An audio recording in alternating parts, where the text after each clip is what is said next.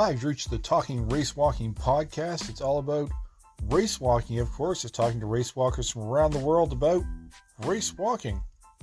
Join me, Noel Payne, a amateur race walker in Canada, as I talk to elites, Olympians, record holders, masters walkers, and anybody who's out walking as fast as they can.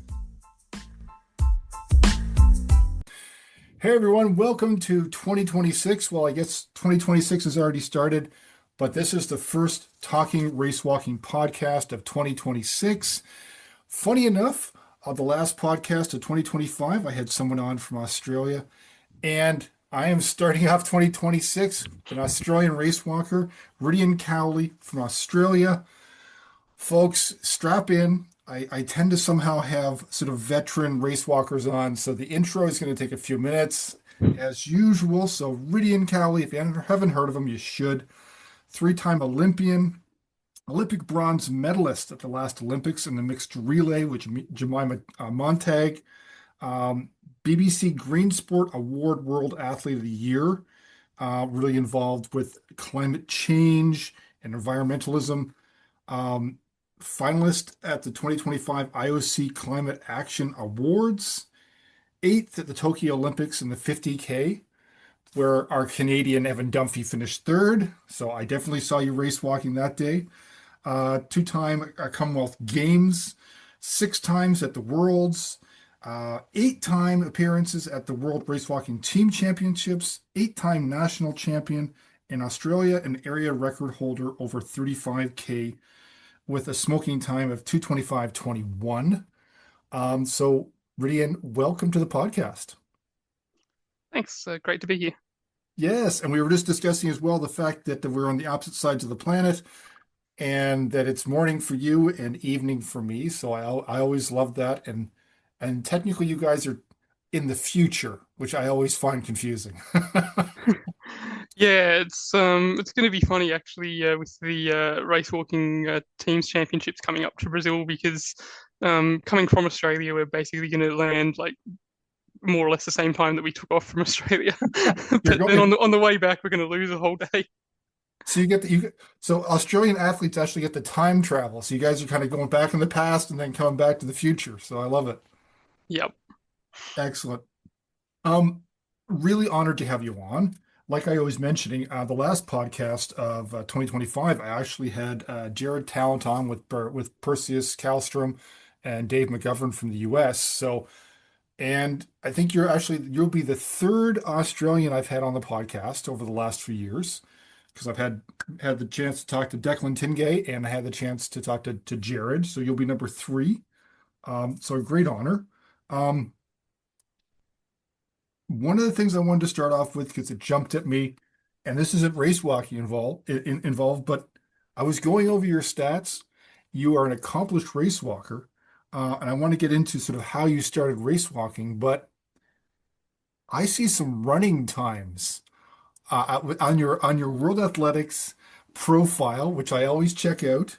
And because my career started as a runner, I saw the times and went, okay, there's no way there's a lot of, maybe Australia has a lot of Rhydians and Cowley's really a common name, but I don't think so. So you've got some decently quick running times as well. So did you run first or did you race walk first? Well, I suppose I first came across race walking in Australia. We've got a thing called Little Athletics. Basically, it's a way for kids to be able to be involved in athletics, and I guess for most of its existence, it's been separate to senior athletics, but Okay. The two governing bodies have very recently signed an agreement basically to merge. Yeah, and in Australia, quite a lot of people's first exposure to athletics is through Little Athletics. Having a go, you get to try out all the different events, and yeah, I found I was pretty good at race walking. I was also pretty good at distance running, so yeah, I guess it started from there, and I guess I've always considered myself a walker, but I'm a handy distance runner, I suppose. So sometimes it's nice to be able to rock up to some sort of club level races and remind people that walkers can actually run as well when we want. And for podcast listeners, Rhydian is being very modest. Let me put this in perspective. When I say he's run some decent times, I don't mean he can get under 20 minutes for a 5K. I checked your personal bests, and you've got a 5,000 meter time of 14:27, 10,000 of 30:31, half marathon of 1:09, and my old favorite distance, you managed to skip under 2 minutes for the 800. So that's a decent set of wheels on you. I still don't know how I ran under 2 minutes for an 800. That distance is way too short for my head to get it around. I'm about the same. I was just hovering over 2 minutes, and yeah, it's a that's one race where you redline the whole way. So yeah, well, deep respect for you, and the runners out there will very appreciate those times as well. And as well, I think we also get some runners who tune in as well. So I think oftentimes too, people who aren't familiar with race walking, it's hard to get a perspective on, how fast or how fit or that type of thing race walkers are. People have a hard time sort of figuring out, how fast is a race walk? What would an elite race walker run? And it doesn't always translate either. Sometimes race walker, they switch to a run. They can run decently, but it's not the same sport. The muscles are slightly different, but you definitely have wheels in both worlds. Um, and getting back to that program in Australia, you started at 8. Now, was it your dad that got you into the sport? Is that right?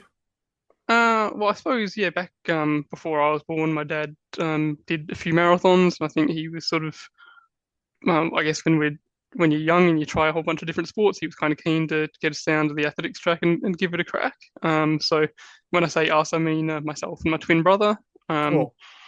yeah, and I think yeah, we both enjoyed it. Maybe I loved it even more than him. Yeah, Jordan spent a few years sort of not doing athletics, but now he's the marathoner of the family now. Um, so if I ever want to go and actually run a marathon and give it a crack, I've got a bit of work to do to beat his personal best. But Oh wow. So what's that's his all right. personal best in the marathon? Oh, he's the marathoner in the He's family. yeah he's run a 2:26, so it's not too bad. No. Once, once again, it's all relative. Yeah. Well, that's very cool. And I think you actually sent me a photo of you when you were younger in race walking. So that was you and your brother in that photo. Yep, that's right. Yeah, that's very cool. That's very cool. And so twin brothers, so same age, identical Not or identical fraternal? actually. Yeah, fraternal. Okay, that's very cool. That's very cool. So was it neat to have someone to train and compete with for a while when you were younger? Um, Yeah, I suppose there was where I did my little athletics was in the sort of southeast suburbs of Melbourne, and it just happened to be a little bit of a walks hub. So there's actually a good training group. It wasn't just the two of us, for example. It was there was yeah quite a good group, and because like I guess at little athletics everyone's got their own age groups. When you start out and you're one of the younger kids and you're just chasing the faster kids, it's a great way to I guess get motivated and improve. It is, and I think you mentioned this until I remember talking to Declan and doing research on Australia. A really solid race walking program, at least from my perspective. Um, just the fact that you mentioned there was a group of race walkers. I mean that's not a reality in North America, really. United States has more walkers than we do, but still spread out. So the fact that you even said there was a group of race walkers is not something we're used to here. So very lucky. And the program was that the program in Australia, was it strong when you started, or have you found that it's really improved over the years? I think there's really, I guess I'd say like pockets of strength. Yeah, I think like a lot of the technical events in athletics, there's not necessarily like a load of race walkers everywhere in the same way that there are runners everywhere. And yeah, where I grew up just happened to be one of those bit of a pockets of strength in terms of people being involved and often there's athletes these days that still sort of go out to that part of Melbourne as junior athletes because that's where a lot of that junior walking strength is. But yeah, now I guess being a senior athlete, yeah, there's been periods definitely where there hasn't necessarily been that many people to train with. But now I guess following 2012 Olympics, the Australian Institute of Sport's walk program ended, and rather than being a centralized program, it became a little bit more decentralized. And I guess over time since then, Melbourne really became one of the de facto hubs of race walking. So yeah, it's been good in that respect. Definitely over the last 10 years to have people to train with in Melbourne rather than necessarily having to organize who's traveling where on camps and only being able to see each other on camps. Yeah, no, you completely understand. I mean, I've been impressed by the Australian race walking athletes and your performances, considering, I mean, that it's a relatively small country in terms of, going up against, bigger countries. Race walking seems to be one of those sports where that doesn't seem to matter. The size of the country doesn't matter. It's the program that matters. You look at Spain and Italy and those. Do you know what I mean? It's very much how the program is run and the coaching and coming together of the community seems to produce the athletes, not necessarily um, the biggest country fielding the best race walkers. So it's very interesting that way. Yeah, I think also sometimes like the community expertise and coaching expertise in countries can help as well. So we're really lucky in Australia to have had Brent Valance coaching over a number of decades, and now having Jared Talent come in as a coach, and lots of people, anyone that's coming through really wants to be coached by Jared. So I think he's going to be yeah, he's going to have a good talent group to work with coming into LA and then coming into Brisbane. So I'm excited to see where that leads. Yeah, we're starting to see that now as well. There's been a sort of a change in the Canadian race walking scene where we've got Evan still competing, but he's now taken on a coaching role, and there's now a new hub around Evan on the west coast of Canada too. So I think that's the way the sport's going to stay alive is by having those athletes who then give back to the sport after their career ends and sort of keep it alive. So I think that's vitally important. But let's get back to you. So you took up race walking. I often ask, some people, especially North America or others, why they took up race walking. I won't ask you that one because it sounds like in Australia, it was just another sport. It was just another event in track and field that you did. Is there the same stigma? Is it more accepted in Australia, or is it still kind of sort of a sport on the outskirts of track and field for you? What's it like in Australia? I think it's definitely helped within Australia and particularly within athletics that the Australian race walking programs just had a lot of success, like prolonged success. I think the only Olympic Games where we haven't won an Olympic medal since Sydney 2000 has been Sydney itself and Tokyo in 2021. So definitely, I remember being a younger athlete and you'd go out training on a path, and you'd sometimes get sort of silly comments and just people sort of taking the piss out of you a little bit. But I feel like that's a lot less the case now, and I suppose. Yeah, I guess it's just that little bit of you have success and people see it and accept it as a sport. Obviously, there's still naysayers, and maybe if you go out to some country town where they haven't seen racewalkers before, you might get a few more incredulous looks. But I think, yeah, overall, my experience since being a junior athlete has been people, I guess, accept and are sometimes even a bit more impressed by racewalkers just because they understand a little bit more about it. Yeah, and yeah, I think the general awareness is one of the things that I think it hurts the sport a little bit because it's such a small community. It pops up every 4 years at the Olympics, and unless you have that visibility, either in your community, your city, your country, it's hard. People will still look at you funny when you go by. So, but yeah, no, I I loved it. I fell in love with it as a longtime runner and fell in love with it as when I got a little bit older and still love it. Um, and let's get back to that sport issue. In your resume, you've got the medal from the last Olympics in the relay. And I'm always interested in people's experience and what they thought. The world of race walking is it's undergone a few abrupt changes over the last few years. People, athletes and the sport has been thrown around, and all of a sudden there was a 35K, 50K went out the door, which was one of your events. Um, you were a good 50K race walker. Um, and going down to the 20 is quite the downshift. Then the 35K came in as the new the new event, and then the 35K. I don't know how long that's going to last now. It's Oh, now that's kind of actually now a marathon. well, that's it. You've a 35 came up. Everybody's got a record for it, and now they've. I think that 35K is going to slowly disappear because the marathon is the distance, and now we have the half marathon distance as another one.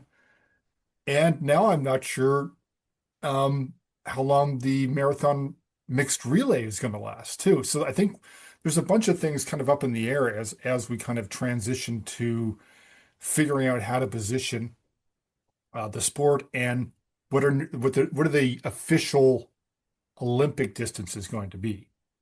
Because we kind of have three on the mix now. We've got the mixed relay that came out, and that came out for a number of reasons. Not everybody's, behind the scenes. There was a slot open for athletics. The relay happened. It was cool. Um, but now we've got sort of that thing where we've got a new half marathon and marathon distance. What's going to be in the Olympics?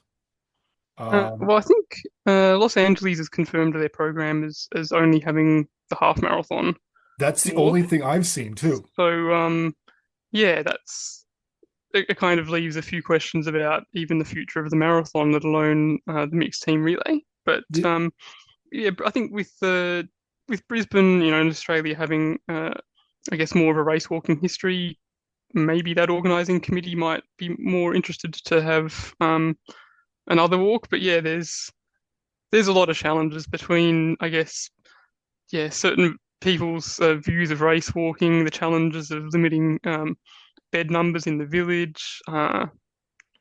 Yeah, there's lots of things at play, and there's only so much of it in the control of people who actually do and know and love race walking. So I think collectively as a group, yeah, we need to, I guess, be willing to be a bit flexible, but also, yeah, not being afraid to sort of stand up for our interests. So it's been really good, I think, having Diego Garcia and Toshikazu Yamanishi on the World Athletics Athletes Committee. Having two race walkers there, I think, just really helps, gives us a bit of a voice, and also, yeah, just a little bit more ability to get information earlier, and rather than being reactive, being able to be a bit proactive with it. Yeah, I agree. I think sometimes a challenge can be seen as an opportunity. So I'm hoping that, I don't call it a crisis, but I think it might be a shifting or a turning point for the sport, with the changes in the distance.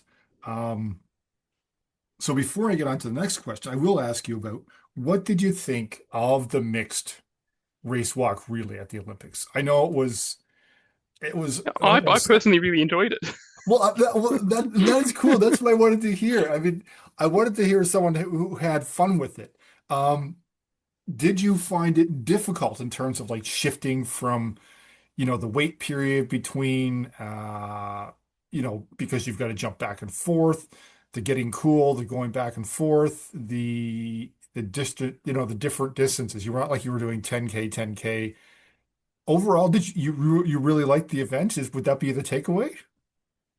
Yeah, I mean, I think coming away with an Olympic medal might colour that a little bit, but um, yeah, I thought it was so far as I guess it kind of feels like a once off thing from 2024, but it was an interesting bit of problem solving because we had to sort of work out, okay, well, how do you race it? How do you optimize what you're doing in between your two legs? You, does going harder or easier in the first leg impact how you can go in the second leg?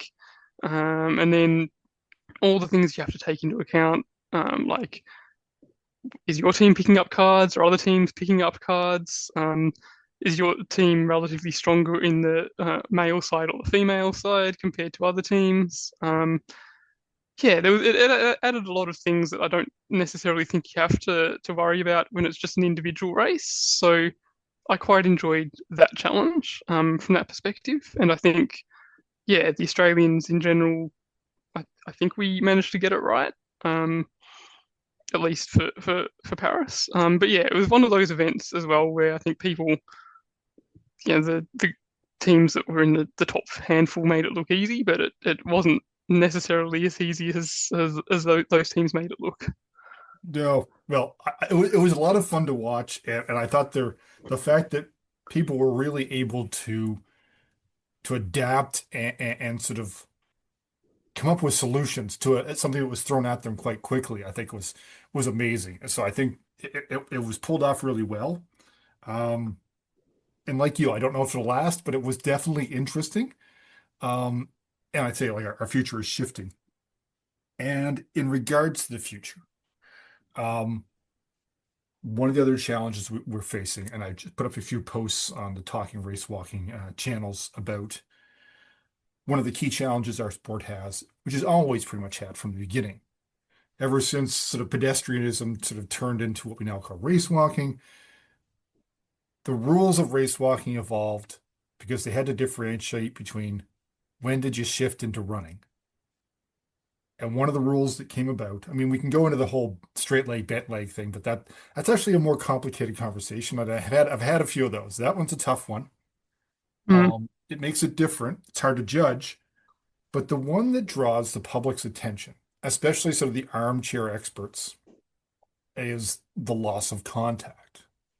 Because of Yep. that rule that says, I mean, we know about it, and people listening will know, it's the it's the idea that you're supposed to have one foot on the ground at all times. And that's kind of the layman's explanation of the rule. Yeah, it's the very simplified version. Exactly. And but that's kind of what people what talking to a lot of people and answering a lot of questions and comments on social media and trying to explain it to people. That's their takeaway is that there's always one foot on the ground. And I have to explain, yes, but it's when it's judged by the human eye of a judge, what that means is no visible loss of contact. And sometimes that's hard to explain to people. And what I have to say is the human eye isn't perfect. In other words, basically the idea is um, if you can't see it, it didn't occur. The idea being that you don't want to be able to, if there's something you can see that's too much, you're coming off the ground, I can see it. That's the general idea. I think in the modern age with slow-mo video, with more photos, social media, people are seeing still shots. They're seeing videos. They're slowing down videos. And I think the reputation of race walking it's gotten worse because people are seeing it more and they're not understanding the rules. I've got some folks I know that I worked with for a bit who have come up with a race walk chip. Um, I'm hoping that technology comes up. From what I know, it works. It's going to be able to measure reliably the loss of contact during a race. One of the questions that comes up, and that I think our sport will have to get their head around, is do we simply convert the rule that is in place now in terms of visible loss of contact? That's the standard. Do we then to put place a chip that measures that amount of loss of contact as the legal, not legal amount? Um, will that satisfy folks in terms of, I think it'll satisfy the race walking community in terms of athletes. You'll be able to go in a race and know that you're being judged the same as the guy beside you. You'll get, if you lose contact, the guy beside you, if he's losing contact, he'll get picked up too. Um, do you think that will satisfy the public though? Do you think they're going to see that as, oh, that's going to fix the sport, or are we still going to have that problem of people going, you're still running? I think there's going to be a subset of, I guess, the athletics or Olympic watching public that wouldn't be satisfied with anything other than a zero loss of contact time. Yeah. I don't think from a spectacle and like the sports perspective, like that's really feasible or something that we'd want to do. But I think, um, yeah, something that I suppose feels like it's been the case, definitely in the last few championship editions, has been whether athletes, when there's a big change of pace, whether they're being judged the same as the most of the rest of the race. And um, I think having something like a shoe chip that just has a consistent, this is, the loss of contact time, I think that would help from a consistency perspective. Judges do their best, and I don't know how they do it at the speeds that some of the fastest walkers in the world do it. Yeah, I think that from a consistency perspective, like the chip would actually be quite helpful. One of the concerns I have, I guess, is the added expense that introduces, and then at what level is the chip being used versus not used at grassroots. So that might present a challenge for how do people get to the elite level, and have they walked fine under just human judging, but then does the chip pull them up? And yeah, I guess that opens up a whole bunch of new things to explore from a high performance perspective. Like uh, how do you manage that? But at the same time, race walks managed with rule changes in the past. Uh, Before my time, but definitely within recent memory for a lot of people would be the change in the knee rule. Yeah, that's right. Yep. Yep. That was Um, the last big shift. Yeah. yeah, so I think probably when I first heard about the shoe chip, I was a little bit skeptical of it, but I think having thought about it a bit more, I've come around to, I guess, its use case, and I think where it can help walks. Yeah. And I won't talk about it too much, but I've had sort of working with the crew there for a bit who are coming up with it. So I do have some insight, and I'm hoping it. I think the biggest challenge will actually be getting it adopted at the international level. I think it's something basically that any athlete, when it comes out, should be able to actually just purchase and use with an app. So you'll be able to train with it and get used to sort of figuring out, okay, this is legal walking, or so you'd be able to get that feedback right away. I think the biggest challenge will actually be Hmm. for that international competitions. How do you put that together? How's that going to work? Who takes on the costs, the timing, and then sort of bringing that into place. But I think that's the next shift for us. But I think it's coming. Yeah, I think for walkers as well that don't necessarily have access to a big army of biomechanists and all that sort of data stuff, the chip will probably be like, particularly if you can access it and train with it and get data from it. I think that'll be helpful for a lot of people that don't necessarily have all like the super army of biomechanists and high speed cameras to do the same thing but fancier. I agree. I agree. And it's funny. When I go back to and talk to people about when lifting occurred, and I don't think they realize that you have to go really far back until you really go to heel towing when people aren't leaving the ground. Even in the 40s and the 50s, I'm still getting video where I can see people coming off the ground. So if you really want to go to like no loss of contact, it would be quite the shift. It would not be the sport that we have nowadays. So, and I don't think anybody really wants that when they have to really think about it. Rhydian? Oh, I think to make it a spectacle, you'd need to push the distance out a lot, and definitely at the Olympic level, I think the preference seems to be to make sure events are relatively more contained from a time perspective. So those are a little bit at odds with each other. Yeah, I agree. I think the marathon distance is about as far as we're pushing things these days. And we won't get into talking about why we shouldn't have kept the 50K if we have a 42K. But anyways, that's another thing that I don't want to get into.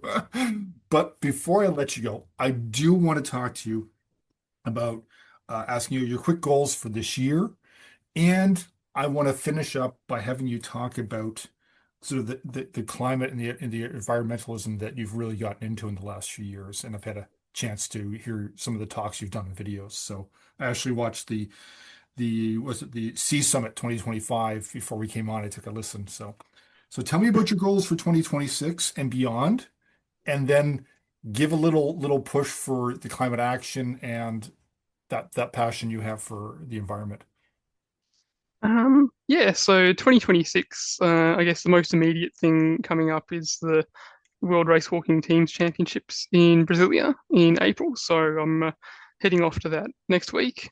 And yeah, the Australian team, we think that we've got enough of us in the right level of fitness that we can challenge for a team medal. So that's definitely going to be our aim. But I think there's probably going to be at least a half a dozen other teams that think that they're also going to be able to challenge for a medal. So yeah, it's just a question, going to be a question of who's right in terms of what they think from a medal perspective. Yeah, we've had, I guess, a few domestic races at the moment, and probably looks like at this stage I might miss out on the Commonwealth Games.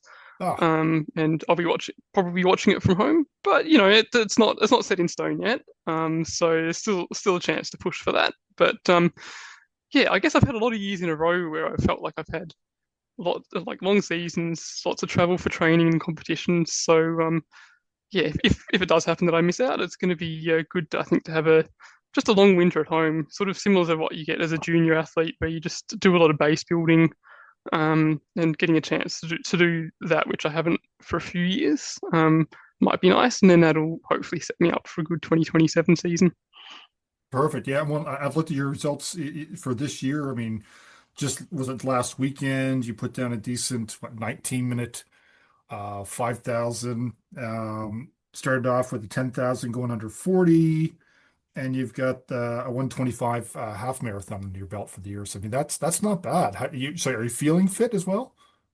Yeah, it took quite a while this season, like coming back after the Tokyo World Championships. It took a long time to feel like the fitness was getting back to where I wanted it to be. I think I'm more or less there now, but definitely early in the season, it felt like I was sort of really having to chase it. So yeah, that was a bit of a challenge, but I guess you don't have a great season every season, and if you just find a way to work through the seasons that aren't your best and still make them okay, then that's the win. So yeah, I guess I'm happy with how I've performed so far, but yeah, season's not quite done yet. No, well, I'll be watching to see how you do. So, and I want to finish off with what we mentioned at the beginning, so which I think is something close to your heart. So tell me about the climate action and sort of how you got into it and what is you want people to remember, because I think sport can have a voice, which is kind of what I do on my channel too, put a few messages that more political than anything else. But um, yeah, I think athletes can have a voice. So what Yeah. is it you want people to hear? Well, I think yeah, in terms of, I guess, what really kickstarted me being more vocal about climate action really was in 2019, 2020, just before the pandemic came through.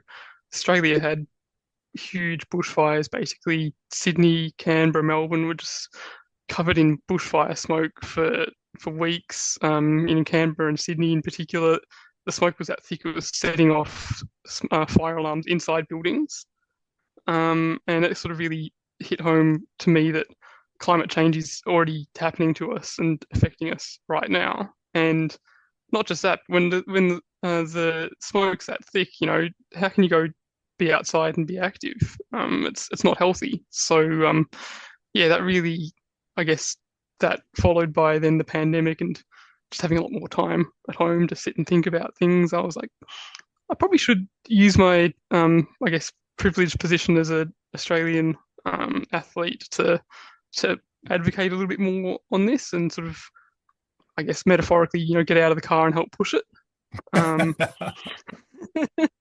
so yeah, that's kind of where that started, and then yeah, when you think about it, I think pretty much every major championship since Doha in 2019 has been affected by extreme heat. In 2023 in Budapest, it was quite hot in the 35K walk that we did there, and been backing up from the 20K walk. I didn't, yeah, it didn't go so well in the heat. There's got a photo of me just like laid out on the road.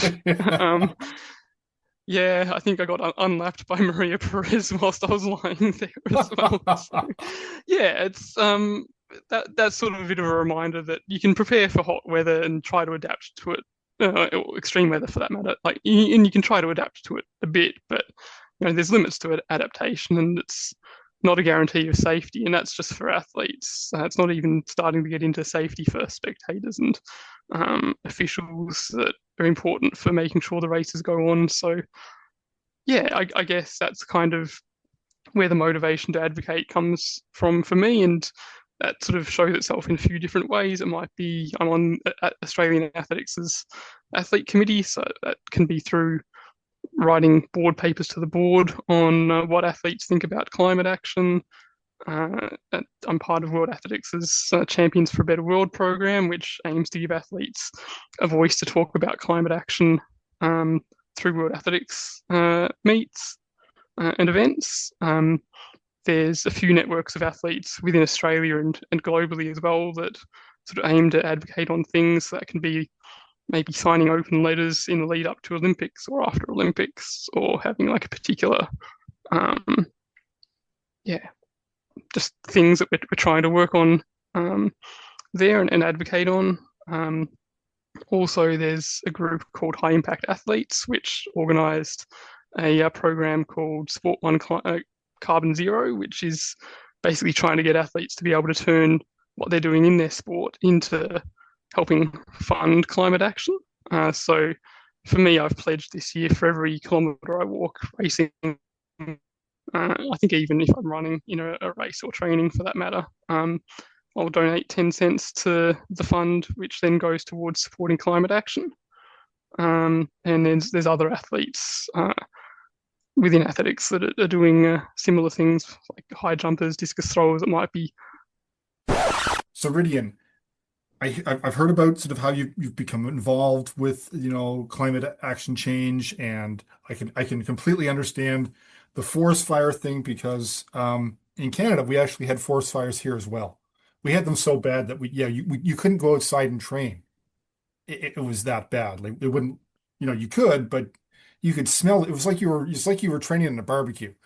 Um, it was not nice. So yeah, I completely understand. I think it was around the same time. So, and I'm really glad you've sort of taken that opportunity as an elite athlete to speak up on that. I haven't taken up the microphone or the podium, not the podium. I don't have that, the pulpit, shall I say, with talking race walking on climate, but I've spoken up more about sort of the global issue and peace and trying to get the world to work together.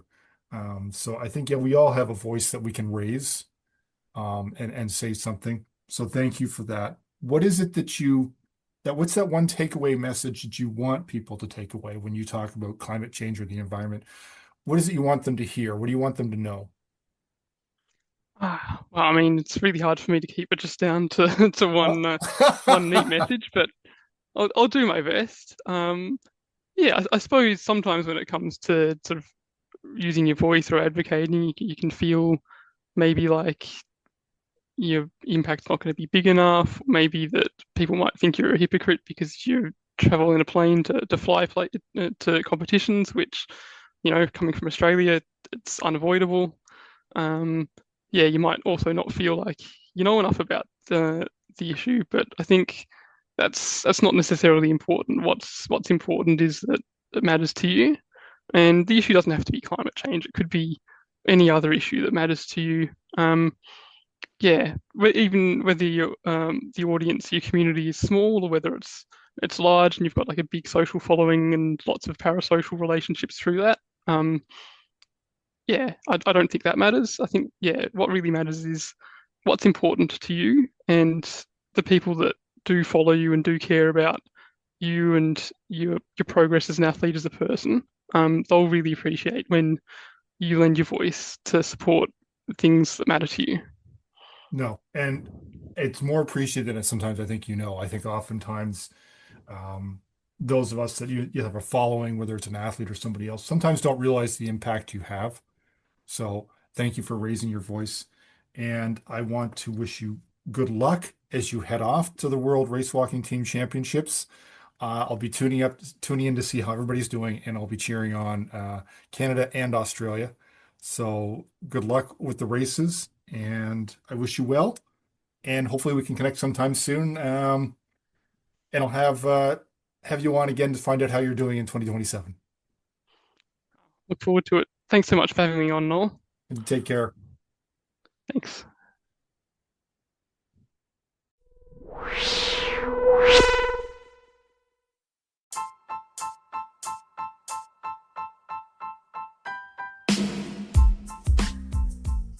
That's it, folks. The end of the podcast.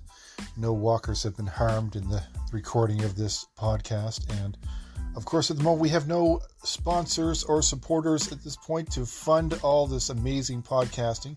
But if you're out there and have a race walk company that produces some sort of race walk apparel product or something you think race walkers would love, get hold of us. We'd love to have you on board. Give us a holler.